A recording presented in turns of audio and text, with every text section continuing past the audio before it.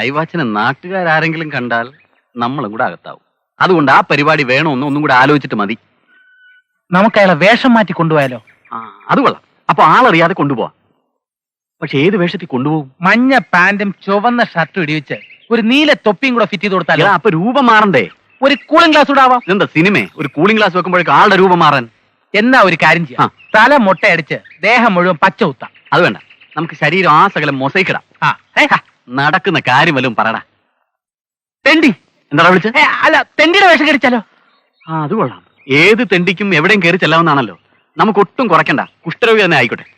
അയ്യോ, ഒരു കുഷ്ഠരോഗി എന്ന് പറയുമ്പോഴേക്ക് ഇത്ര പേടിക്കുന്നുണ്ട്. അതല്ല, നോക്ക്. സത്യം പറ, ഞാൻ അറിയാതെ പിന്നെയും വേറെ വല്ല കേസും നീ കയറി വാദിച്ചിരുന്നോ? സത്യമായിട്ട് ഞാൻ അങ്ങനെ ഒരു അബദ്ധം ചെയ്തിട്ടില്ലടാ. ഇനിയൊരു പുതിയ വല്ല കേസ് ഏൽപ്പിക്കാൻ വരികയായിരിക്കും. അതിന് കയ്യിലെന്തിനാ വടി? ചിലപ്പോ അഡ്വാൻസ് വരാനായിരിക്കും. അമ്മാവൻ, നിങ്ങൾ കാത്തിരുന്ന് മുഷിച്ചിട്ടുണ്ടാവും അല്ലേ? ഇവരെ കിട്ടാൻ താമസിച്ചു. ഒരു വഴിവെട്ട് കേസ് തീർക്കാൻ പോയിരിക്കായിരുന്നു, അതുകൊണ്ടാ. ഇതേതാ അമ്മാവ ഈ ഉണ്ടമാക്രികള്? ചേട്ടാ, ഇതാ ഞാൻ പറയുന്നത്. നിനക്ക് ബുദ്ധി ഇപ്പോഴും വികസിച്ചിട്ടില്ലെന്ന്. ദാ, അയവാച്ചൻ ഓടിപ്പോവുകയോ ആരെങ്കിലും പിടിച്ചുകൊണ്ട് പോവുകയോ ചെയ്യാതെ നോക്കുന്നതല്ലേ ഭംഗി. അതിനെയാ ഞാൻ ഈ 2 മല്ലന്മാരെ കൊണ്ടുവന്നിരിക്കുന്നത്. കാവലിന്. കുഞ്ഞനും തമ്മിലുള്ള ഒരു വാക്ക് പറഞ്ഞാൽ വാക്കാ. ദാ, പറഞ്ഞ പ്രകാരം 50,000 രൂപയുണ്ട്. എന്നാ അമ്മ കയറിയിരിക്കേ. പിന്നെ ഇത്രയും വലിയൊരു തുകയുടെ ഇടപാടല്ലേ. അമ്മാവൻ മരുമകൻ ബന്ധം വേറെ, ബിസിനസ് വേറെ. ഈ മുദ്രപത്രത്തിൽ ഒപ്പിട്ടേച്ച് കാശ് ഐശ്വര്യമായിട്ട് അങ്ങോട്ട് ഒപ്പിട്ട്. പേരുണ്ടോ? ഒപ്പ് നീട്ടോ, കാശ് ഞാൻ വാങ്ങിച്ചോ. മരുമോനെ, കള്ളൊപ്പൊന്നും ഇട്ട് കളയല്ലേടാ. അമ്മായിയെ കെട്ടാൻ നേരത്തെ കല്യാണ രജിസ്റ്ററിൽ കള്ള ഒപ്പിട്ട അമ്മാവന്റെ മരുമോനല്ലേ ഞാൻ?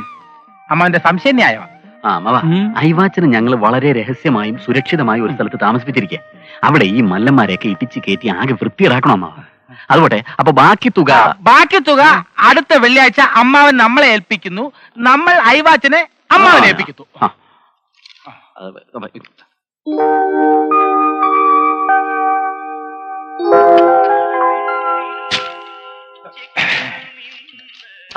ചേച്ചി പറ്റെത്രയുണ്ടെന്ന് പറ.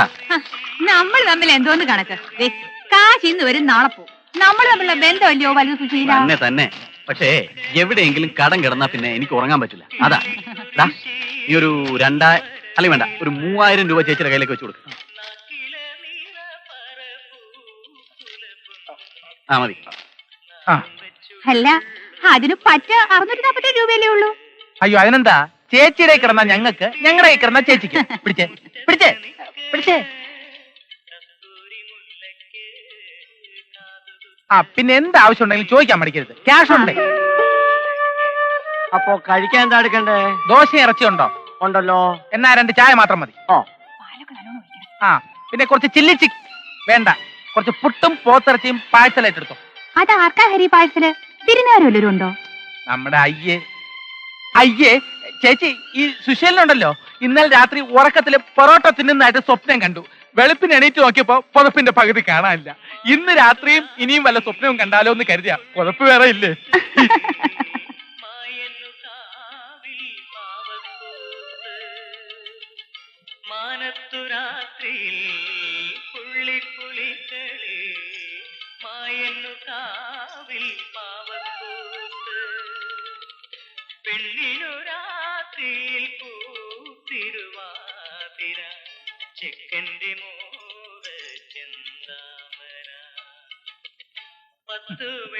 പുട്ട് കച്ചവടത്തിനിടയിൽ ഓണം നടത്തല്ലേ സുശീല? എടാ, പുട്ടും പോത്തും. ഹരി, ഈ നോട്ട് കാണുമ്പോ മനുഷ്യർക്ക് വരുന്ന ഓരോ മാറ്റങ്ങള് നീ ഒന്ന് ഞൊടിച്ചാ മതി. ഈ നിമിഷം ആ തന്തയും തള്ളയും നിനക്ക് സുഗന്ധിയെ കെട്ടിച്ചേരും. അങ്ങനെയൊന്നുമില്ല. അതൊക്കെ നിന്റെ തോന്നല. ഒന്നും അല്ലടേ, കേവലം കടലാസും മഷിയാണെങ്കിലും ഈ നോട്ടെന്ന് പറയുന്ന സാധനത്തിന്റെ ഒരു വില എന്തൊക്കെ പറഞ്ഞാലും ശരി. എന്താ? അല്ല, നീ നടന്നു. കാര്യം ഞാൻ വരാം. കാര്യം എന്താണെന്ന് പറ. അല്ല, പിന്നെ എനിക്ക് വളരെ അത്യാവശ്യമായിട്ട് കുറച്ച് മൂത്രം ഒഴിക്കാനുണ്ട്. ഇത് പറഞ്ഞപ്പോഴാണ് ഞാനും ഓർത്തത്. മലയാളികൾക്ക് ഈ ഒരു കാര്യത്തിലുള്ള യോജിപ്പേ. അല്ല ഹരി, നീ ഇവിടെ മൂത്രമൊഴിച്ചാൽ ശരിയാവില്ല. ഈ ഒരു കാര്യം മാത്രം നീട്ടി വെക്കാൻ ദൈവം നമ്മളെ അനുവദിക്കില്ല. നീട്ടി വെക്കണ്ട, നീ കുറച്ചങ്ങോട്ട് മാറി നിന്ന് വെറുതെ ഭയമിച്ചെടുത്ത് വേല് വൃത്തിയിടാക്കല്ലേ. ഇല്ലെങ്കിൽ എന്റെ പാന്റ് വൃത്തിയിടാവും. എടാ ഞാനാ പറയുന്നത്, തുറക്കരുത്. തുറക്കും. എടാ, തുറക്കും.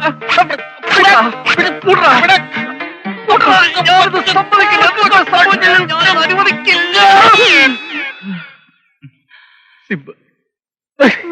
ഇപ്പൊ സൗകര്യായി.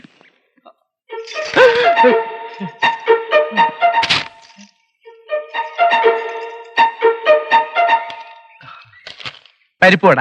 നീ ഇതിൽ ഇടപെടരുത്, അതെനിക്കുള്ളതാ. ഇങ്ങതാ. ഈ പ്രേമദൂതുമായിട്ട് ഹംസവും മേഘവും പോസ്റ്റ്മാനും ഒക്കെ പോയി എന്ന് കേട്ടിട്ടുണ്ട്. പക്ഷെ ഒരു പരിപ്പുവട ഈ ദൗത്യം ഏറ്റെടുക്കുന്നത് കാണുന്ന ആദ്യമായിട്ടാ. എടാ, നീ എന്നെ നാറ്റിക്കരുത്. പല കാര്യങ്ങളിലും നമ്മൾ രണ്ടുപേരും ഒരുമിച്ച് നിൽക്കാനുള്ളതാ. എന്താ? കുഷ്ഠരോഗിക്കുള്ള താടിയും മുടിയും വാങ്ങിച്ചില്ല. അയ്യോ, അത് മറന്നു. ആ, വാ.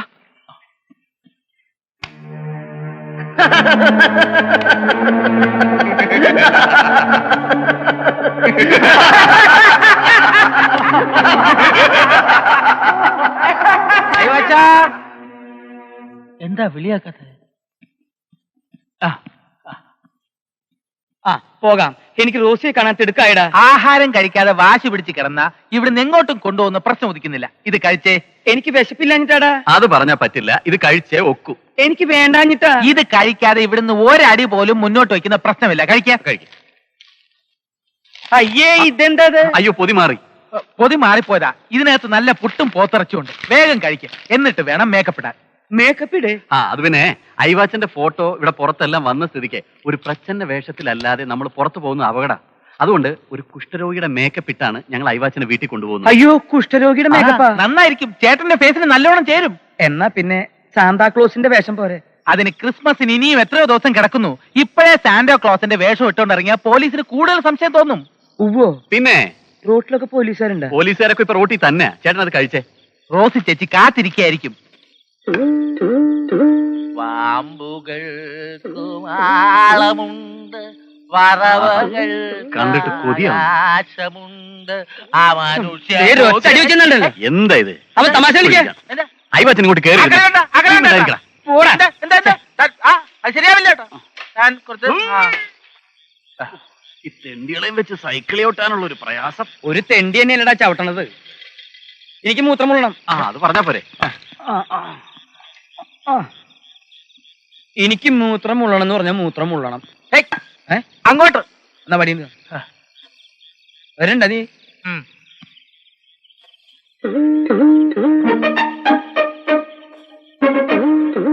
എന്താ കഴിയാത്തത്? ഇയാളുടെ മൂത്രത്തിൽ വല്ല കരിങ്കല്ലും ഉണ്ട്. ഇത്രയൊക്കെ മൂത്രം ഒഴിക്കാറായോ ഇയാള്? ഇന്ന് തന്നെ കഴിയോ? എന്താടാ ഇവിടെ? അല്ല, ഞങ്ങളൊന്ന് മൂത്രം ഓർലോടോ. ലൈറ്റ് ഉണ്ടായിരുന്നു. അത് കൃഷ്ണപിള്ളേ, യുമാരാ കുഴപ്പക്കാര്. കേരള വണ്ടി എനിക്ക് വളരെ പേഴ്സണലായിട്ട് അറിയാവുന്ന ഒരാളാണ്. കേരള വണ്ടിയിൽ SI അതൊക്കെ സ്റ്റേഷനിൽ സംസാരിക്കും.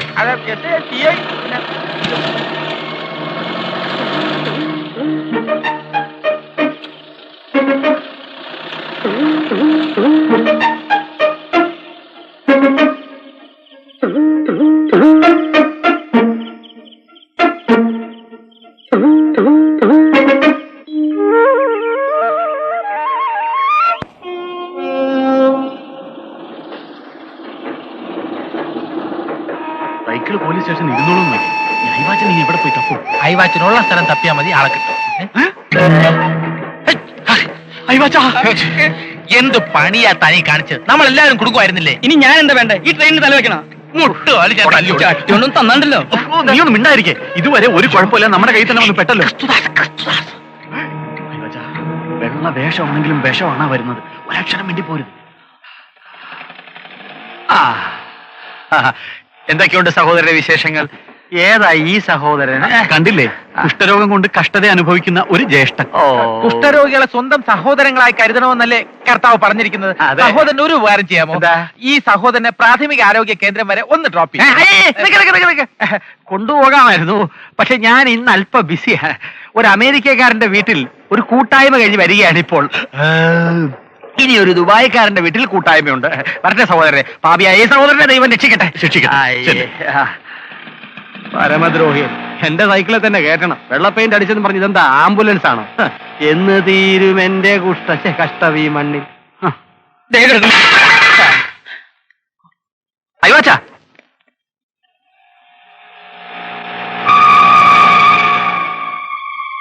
അത് അയവാച്ചനായിരുന്നോ?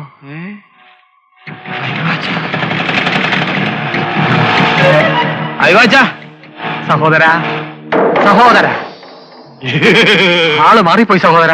ഇല്ല സഹോദര, മാറി സഹോദര. ഇല്ല സഹോദര, എന്റെ പൊന്നു സഹോദര, മാറുന്നില്ല സഹോദര. നിക്ക് സഹോദര, എന്റെ ദൈവം നിൽക്കുന്നില്ല സഹോദര. ഓ, നിക്ക് സഹോദര. തീർന്നല്ലോ. എന്റെ ദൈവമേ. ഒരു വെളുത്ത ഭ്രാന്തൻ മോനെ. അവന്റെ അമ്മയുടെ ഒരു ഐഡിയ എനിക്ക് മതിയായി.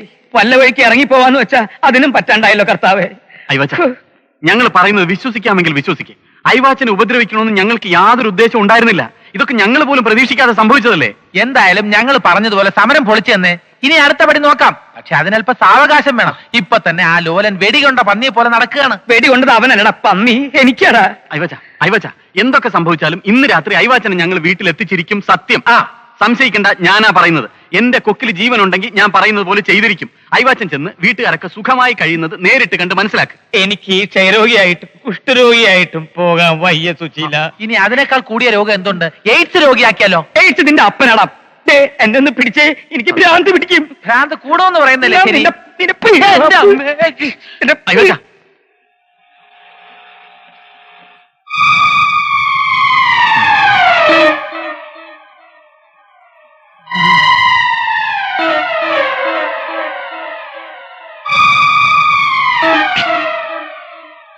എന്റെ കഷ്ടം തീരില്ല, എന്റെ ദുഃഖം തീരില്ല. ഓ